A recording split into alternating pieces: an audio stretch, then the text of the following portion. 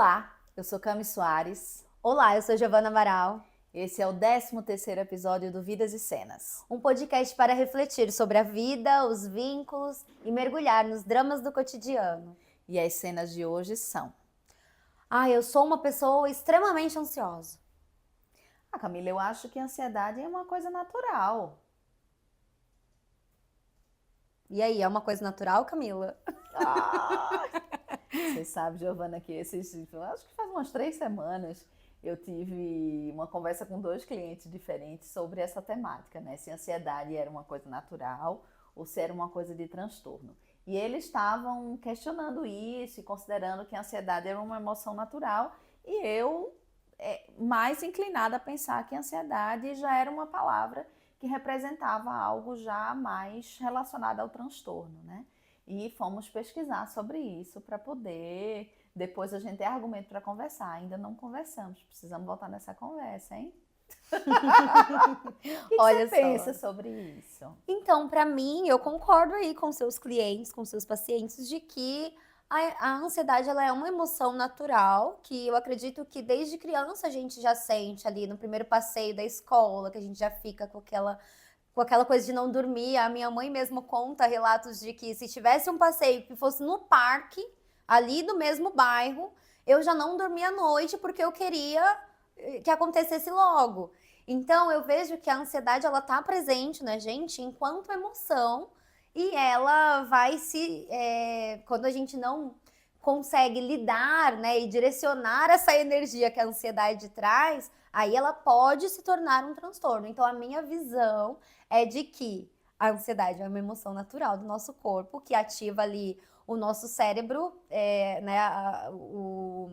um sinal de alerta, olha, alguma coisa está acontecendo, um desconforto, só que esse desconforto ele também pode ser ressignificado. Então, por exemplo, se eu fico ansiosa para uma viagem, eu falo, que delícia, eu vou viajar. Eu consigo hoje identificar que essa ansiedade é desse nível aqui, é a ansiedade boa.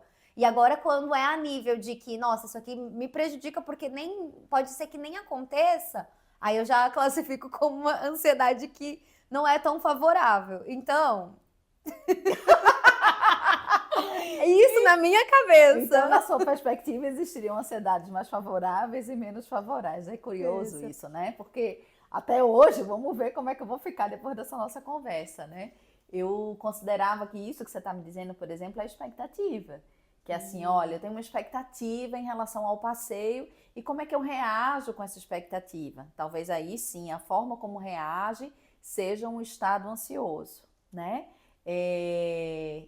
Mas que não necessariamente precisaria ser. Algumas pessoas acabam reagindo a uma situação de expectativa de um jeito e outras de outro. Algumas com ansiedade, outras de outras formas, né? Tem gente que diante de uma ida para uma criança que diante de uma ida para o parque não tá nem pensando nisso, tá? Né? Tá reagindo a isso de uma outra forma, ou tá triste porque vai pro parque, sei lá, uma criança tá triste porque... Mas enfim, né?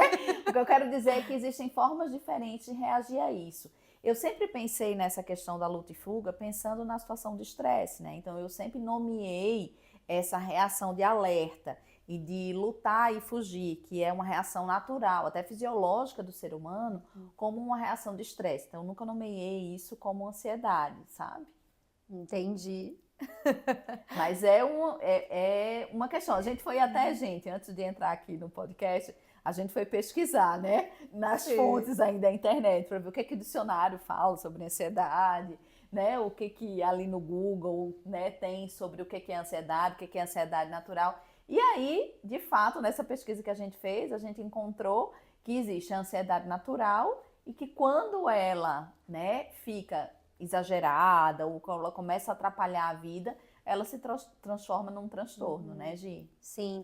E eu tenho para mim, Cami, que a ansiedade, ela também é uma energia de ação. Então, eu não sei como que você recebe isso, mas se eu fico ali alerta para fazer alguma coisa, isso me deixa mais consciente para cuidar dessa ansiedade, entende? É como se ela viesse, por exemplo, vou apresentar uma palestra para 100 pessoas. Eu fico ansiosa para apresentar. Só que com essa ansiedade, o que eu faço? Eu vou revisar minha palestra, vou revisar minhas referências, para eu não falar nenhuma bobagem.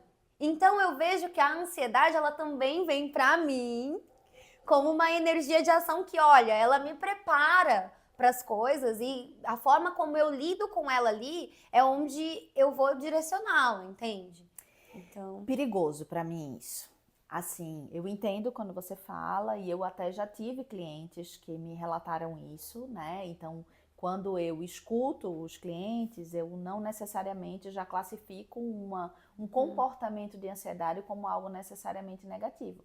Eu já tive clientes que já me disseram claramente, olha, eu preciso desse movimento para poder, isso me ajuda, né? Na verdade, foi até um pouquinho diferente do que você trouxe, assim, né? Esse cliente específico, ele trouxe assim, eu preciso disso para pensar em alternativas. Isso me ajuda, porque quando eu penso nessas alternativas, a minha ação, ela é melhor. No caso dele, esse movimento de pensar em vários cenários antecipadamente ajudou ele em determinada situação. Quando eu digo que é perigoso, é porque é muito fácil da gente se perder dentro desse estado, né? No sentido de que é necessário uma grande capacidade de gerar limites para esse tipo de movimento para que a gente consiga não ficar preso nele. E aí eu me lembro da cena do filme Divertidamente. Você assistiu? um só. O 2. O 2, Você tem que assistir o 2. Preciso. Porque o 2, ele fala justamente, um dos personagens novos, o personagem principal, mais protagonista desse segundo filme, é a ansiedade. Gente, se vocês não assistiram e vocês acham que Divertidamente é um filme só para crianças, não é, hein?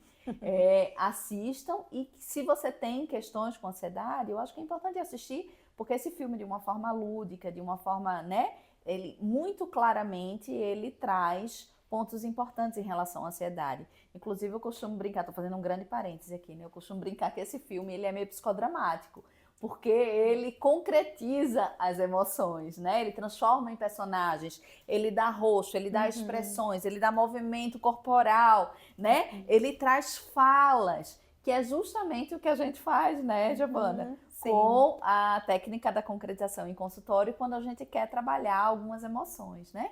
Então, o Divertidamente, ele traz ansiedade. Tem uma cena, vou dar um spoiler, tá, gente? Ele traz uma cena muito interessante, que é assim, a ansiedade, ela tem uma sala de funcionamento, né? Que é uma sala onde tem várias baias, em cada baia dessa tem uma ansiedadezinha, tipo um personagemzinho, uma pessoa e tal. Em cada baia dessa tem um desenhando possíveis cenários. Então, só que imagina, são, sei lá, 100 microansiedades, cada uma desenhando cenários diferentes, e aquilo era a representação de como é a cabeça de alguém quando está no estado ansioso. Então, quando eu falo que isso é perigoso, é porque lidar com essa... Se eu for considerar pela sua perspectiva, certo? Eu ainda não tenho certeza qual é a minha, ainda construindo. Mas, enfim, estou construindo aqui. Se eu for considerar pela sua perspectiva a ansiedade como uma energia que permite que a gente se prepare para uma situação, eu vou considerar que vai precisar de uma grande capacidade do indivíduo de conseguir dar limites a esse processo. Porque há um risco muito grande de o funcionamento acabar ficando como acontece no Divertidamente, no filme, que é assim, você criando infinitos cenários. E aí você fica naquilo e se perde dentro daquilo. Sim.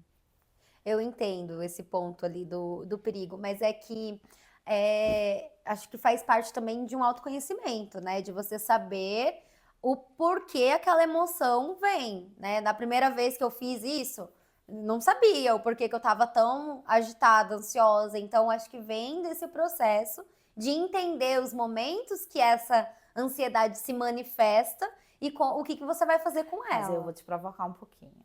Hoje vai ser mais debate do que... Você acha que seria possível você viver uma situação nova sem necessariamente precisar dessa energia da ansiedade?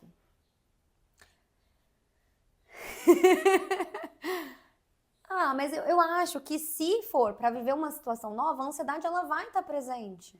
Então, mas eu não sei se necessariamente. Eu vou te trazer a situação. Estamos pensando junto, tá? Sim. Vou te trazer a situação que eu acabei de viver, né? Então, por exemplo, eu fiz uma viagem para fora do Brasil, eu fui para o Chile e eu não sabia, por exemplo, que normalmente quando o avião passa em cima da Cordilheira dos Andes, ele tem turbulências. E eu não converso muito bem com turbulências, não. Eu e turbulências a gente tem, né? Então, eu não sabia disso, certo? Eu não tinha essa informação. E aí eu fui viver essa situação quando o avião foi. Aí na hora que estava passando pelas cordilheiras, na ida, o piloto começou a falar. Olha, cinto de segurança afivelados, pode ser que a gente passe por área de turbulência e tal e tal. Mas não teve turbulência nenhuma na ida, eu fiquei tranquila. E era uma situação nova para mim, eu nunca tinha viajado para esse país, eu nunca tinha passado por essa situação e nada, mas eu passei por aquela situação sem ansiedade, dentro dessa perspectiva que você está trazendo, assim, ok, passei por ela, mas era uma situação nova, certo? Uma situação que poderia me levar... Nem um pouquinho, Camila, nem um pouquinho, nem um pouquinho de ansiedade. Não fiquei, porque normalmente quando eu fico nessas situações... Eu tomo um fitoterápicozinho, que chama Ansiodoro, da Veleda. E eu não fiquei, não tomei, não precisei, não senti nada. Na volta eu tive, porque teve muita turbulência. E aí, na volta, eu precisei tomar o Ansiodorozinho, né? Mas assim, não tive. Fiquei tranquila. Agora, quando foi no primeiro dia do passeio de neve, que já havia uma expectativa, olha a expectativa aí, de que a gente ia passar por 40 e não sei quantas curvas, e que normalmente as pessoas ficam enjoadas nessas curvas, e que você pode sentir tontura, e que você pode sentir dor de cabeça e tal. Então, essa visão que eu já tinha antes, essa expectativa de que eu ia subir aquele morro, e que ia ter isso me gerou ansiedade. E aí eu lidei com aquela situação nova de uma forma ansiosa. Tô falando tudo isso, mas não tenho nenhuma resposta. O que você acha disso? Então, uma situação nova que eu vivi, que eu não sabia antes o que podia acontecer nem nada, e eu vivi essa situação sem uma reação do corpo de ansiedade, e uma outra que eu tinha as informações, que eu tinha e tal, e que meu corpo reagiu de forma ansiosa. Eu fico pensando que a gente entra nessa coisa, né? O Brasil é um dos países mais ansiosos, e esse excesso de informação gera ansiedade. Eu tô entendendo, agora eu tô até caindo em contradição aqui. Mas assim, eu acredito que é muito do funcionamento, né? Com certeza.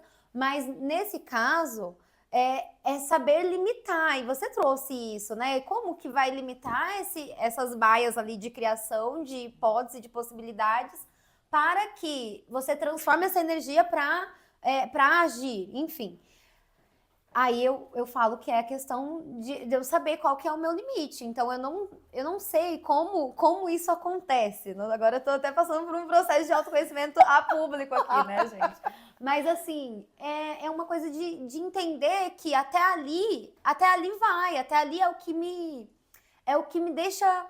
É o que me... Ai, meu Deus, tá até fugindo as palavras.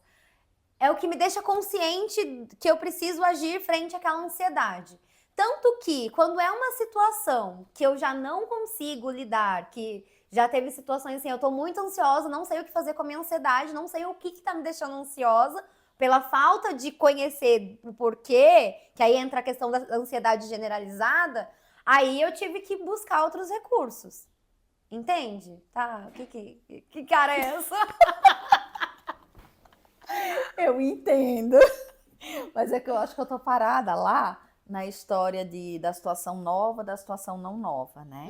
Porque, assim, normalmente os estados de ansiedade, eles estão relacionados com situações novas, desconhecidas, né? ou com situações que são conhecidas e que já teve algum desconforto ali, alguma coisa, e que você sabe que vai passar de novo por aquilo e que aquilo pode acontecer, né? Então eu tô presa nisso e tô presa em pensar assim, tá, mas o que faz com que se entre num estado ansioso numa situação nova e em outra não? Tô presa nessa pergunta aí. E também pensando que eu sempre pensei até hoje e trabalhei com essa perspectiva de que o estado de ansiedade é algo que algumas pessoas têm mais e outras pessoas têm menos. Sim. Você também considera isso? Sim, sim. Eu acredito que tem igual você trouxe. Aí entra a subjetividade, né? Tem pessoas que vão ficar ansiosas quando o piloto tá lá falando que estão passando ali e pode acontecer as turbulências. A pessoa já vai entrar em alerta. Algumas pessoas. Outras não. Então, acho que é muito do funcionamento, né? Do funcionamento individual. Não tem uma resposta certa, como tudo, né? Eu acho que tem uma coisa que a gente concorda, que é que a ansiedade é um estado de alerta. Sim, sim, é um estado. E tanto que a frase inicial aqui, eu até, quando alguém chega pra mim e fala, olha, eu sou extremamente ansiosa, pera lá, vamos entender em quais momentos que essa ansiedade está presente, tanto que uma das atividades que eu faço quando uma pessoa vem com essa demanda, eu passo um diário das emoções para que ela coloque ali o que ela sentiu e o que gerou essa emoção. Se teve algum pensamento, o que aconteceu para você ter ficado ansiosa. Porque às vezes a pessoa ela já se caracteriza como um ser ali ansioso, sendo que às vezes é essa ansiedade que vem mesmo para dar um alerta e para que ela olhe para alguma coisa, mas não necessariamente que ela é ansiosa todos os dias. E aí eu acho que você toca numa coisa que é muito importante, que é assim, muitas vezes o estado de ansiedade, ele vem, mas na verdade o que está acontecendo ali são outras emoções, né? E como o estado de ansiedade é um estado já conhecido às vezes pela pessoa, e eu vou até dizer, viu, socialmente já estabelecido e familiarizado, né? E quando tem certas emoções que já são mais estabelecidas, a gente sabe que na nossa cultura, por exemplo, é muito mais aceitável você estar ansioso do que você estar triste, né? Sim. Apesar da depressão ser uma doença que já está aí, né, tão falada, tão conhecida, a gente sabe que tem preconceito e a gente sabe que socialmente isso é mais aceito. Sim. Ainda mais numa sociedade como a gente vive hoje, onde tudo precisa ser rápido, onde tudo precisa acontecer, né? De forma muito ligeira. Então, muitas vezes, o que a pessoa deixa que apareça é o estado de ansiedade. Acontece muito isso em consultório comigo. Sim, né? E eu tô para falar que principalmente com homens. Eu não sei como que chega isso para você, mas muita coisa acontece ali no desenvolvimento do homem, né? Que ele aprende que ele não pode chorar, que ele não pode ficar triste, que ele tem que ser forte. Aí a gente entra até em outras questões, né, de gênero, de como que é essa percepção até do machismo ali, estrutural, mas a pessoa ela traz ali, não, eu fiquei ansioso essa semana e não sei por que eu fiquei ansioso. E, na verdade, a pessoa, depois, né, de um vínculo terapêutico, de toda uma construção, a pessoa revela que ela não queria sair da cama, que ela estava triste e, assim, vinha ali com uma máscara da ansiedade, como se, como você falou, a ansiedade é mais aceitável. Então, com certeza. E, às vezes, há essa confusão. E por isso que eu passo o diário das emoções. Porque aí tá, esse pensamento aqui gerou ansiedade. Mas ansiedade, você ficou ansiosa porque a outra pessoa falou isso pra você? Mas não tem outra emoção envolvida? Às vezes é uma raiva, às vezes, né? E aí a gente vai explorando e a gente vê que, às vezes, por tá mais popularizado e, enfim, a pessoa já usa isso como uma característica, né? Eu sou ansiosa, então é a ansiedade que aconteceu aqui. Na minha clínica eu não vejo isso como uma característica principal dos homens, não, sabe? Eu vejo que isso tá bem ali em todos os gêneros, né? Sim. Para a mulher também. Se a gente pensar na mulher que cada vez mais tem estado nessa posição e tem se permitido ficar nessa posição do equilíbrio dos pratos, de assumir muitos papéis ao mesmo tempo, de tudo. Isso tudo vai gerando também um estado de ansiedade, né? Sim. Então, talvez, diante do que a gente está conversando, né, Gil, o primeiro passo seria reconhecer quais são as emoções, diferenciar as emoções entre elas e perceber quando é uma máscara de ansiedade, quando é uma energia, como você diz, que vai fazer uma energia de preparação, e quando é algo que já está se tornando um hábito ou que está disfuncional, né? Que aí eu acho que a gente entra numa coisa que eu gosto muito de fazer em consultório hoje, para mim, assim, essa é a principal pergunta quando um cliente traz uma questão, que é: para quê? Né? Muitas vezes a psicoterapia ela é conhecida como o lugar onde vão se trazer os porquês, né? Os porquês fala da origem, né, daquilo, e o para quê ele fala da função. E eu acredito Traz pro agora, né? que todos os estados que a gente tem como ser humano, quando eles têm uma função, quando eles estão ali funcionando dentro daquela situação que a gente precisa deles, tá tudo bem. Quando essa função ela passa a não existir mais e começa a sobrecarregar o nosso sistema, é aí onde a gente começa a ter problemas, né? Sim, sim. Então a gente pode chegar num acordo de que a ansiedade é um estado e ela não precisa ser permanente, né? Igual as pessoas trazem, né? E claro que a gente vai falar ainda sobre isso, de quando toma uma proporção maior, né? Então a ansiedade ela vem como um estado de alerta para que você olhe ao seu redor e veja o que está acontecendo. Eu tô pensando aqui alto comigo mesma, que eu acho que o meu problema em dizer assim, estamos concordando sobre isso, é que eu acho que esse termo ansiedade, ele é um termo já tão popularizado e tão referenciado como conceituando tantas situações, vamos dizer assim, que eu acho complicado, em algumas circunstâncias, a gente afirmar uma coisa dessa, sabe? Eu acho que para algumas pessoas, a gente partir desse princípio ajuda. Para outras pessoas, a gente partir desse princípio pode fortalecer ou reforçar um mecanismo e um funcionamento que não é positivo. Não sei se eu estou sendo clara com o que eu estou dizendo para você. Sim. E isso eu acredito que tem a ver com os usos do termo, né? Então, a gente pode até concordar sobre isso, eu acho que essa é uma perspectiva interessante, quando a gente consegue fazer todo esse trabalho de diferenciação do que é um estado de ansiedade natural e para que ele serve, qual é a função dele, né? E até onde que ele vai, até onde que essa função vai, o que não é, quando é que isso começa a ser um estado que não é bem quisto, que não é bem visto. E por que eu estou te dizendo, Gi? Não sei se acontece com você no seu consultório, mas eu recebo muitas pessoas no meu consultório que elas estão no estado de ansiedade, que já não é um estado que tem uma função só de ajuda, de saúde para aquela pessoa há tanto tempo. E aquele estado, ele está tão naturalizado que é difícil até conseguir em consultório ajudar a pessoa a enxergar que aquele estado que está tão naturalizado não é um estado de saúde. Eu entendi seu ponto agora. Entendeu?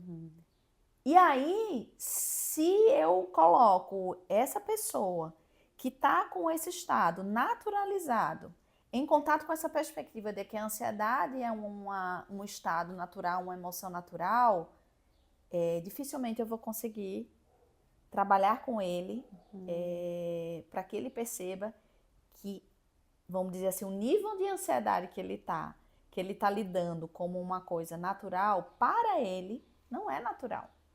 Porque não está fazendo bem, não está tendo a função que deveria ter. Mas aí entra nisso que você está trazendo, de entender o para quê, a função daquilo, e aí você vai conseguir ali, por isso que precisa passar por um processo psicoterapêutico, né? Se você está ouvindo a gente, está aí na dúvida, será que a minha ansiedade é natural, ou será que é nível patológico? Se gerou uma interrogação aí, você tiver a possibilidade de fazer psicoterapia, é muito importante para você entender a função, entender os seus comportamentos e conseguir, né, buscar novas possibilidades. Uma outra forma que eu acho importante de diferenciar, gente, é que assim, o estado natural ele não deve gerar sofrimento. Um estado natural, ele traz uma preparação, mas ele não gera sofrimento. Ele pode trazer sensações diferentes no seu corpo, porque é um estado diferente, mas ele não deve gerar sofrimento. Eu sempre diferencio assim, né? Até pensando ali numa perspectiva do DSM mesmo. É a intensidade, a frequência e está causando sofrimento. Aí, a partir desses 3 pontos, se você percebe que ultrapassa, é hora de procurar ajuda e procurar ajuda psicológica, às vezes psiquiátrica. Então, é importante ali ter esse olhar para você, ter esse olhar para essa ansiedade, ou seja lá, o que pode estar escondendo também, né? Porque se a gente for ver, não dá pra gente generalizar assim, né? É muito individual, cada pessoa tem ali a sua manifestação, vamos dizer assim. E pensando em ansiedade, eu vejo que tem muito a questão dos sintomas físicos, né? Claro que é ali os pensamentos acelerados, mas aquele frio na barriga, as borboletas do estômago, tem pacientes que relatam uma queimação, assim, né?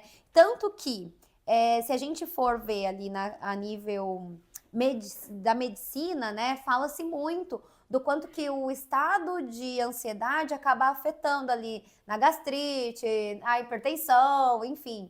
Então, acho que tem ali um viés até científico de que o estado de alerta, né, traz ali alguns desconfortos no corpo, e aí a gente fala do excesso, né, disso. Então, se já tá nesse nível de que tá trazendo essas manifestações, precisa se olhar para ver qual que é a função dessa ansiedade. E sobre isso a gente vai falar no próximo episódio. Sobre os tipos de ansiedade, quando que essa ansiedade, esse estado se transforma num transtorno. E também, a ansiedade tem cura?